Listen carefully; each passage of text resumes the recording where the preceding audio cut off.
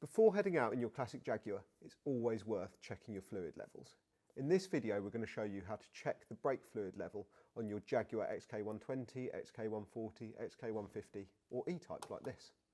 Now remember, brakes are safety critical. If you have any concerns about anything, contact a trusted professional and let them help you. First, pop your bonnet and locate your brake fluid reservoir. This will vary from car to car depending on whether it's left or right hand drive or which model it is. If you're unsure, drop us something in the comments and we'll try and help you find your brake fluid reservoir.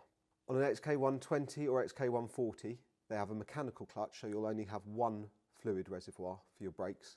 On XK150s or E-Types, you'll have two fluid reservoirs, one for the brakes and one for the clutch. And again, an automatic car like this will only have one fluid reservoir just for the brakes. On a later car, like this E-Type, it's quite easy because the fluid reservoir is transparent, so you can see the level inside the bottle, and I can see that's fine. On XKs, they have solid reservoir bottles, so you have to take the cap off to check the level. Sometimes these caps can be very stiff, especially if the level hasn't been checked for some time. What you want to do in this case is take a cloth to protect the cap and a pair of grips and gently undo it using the grips. The fluid level wants to be about ½ an inch below the top. If you overfill them, fluid can spill out and make a real mess. Whilst you're there, check the condition of the fluid. It should be quite clear and golden.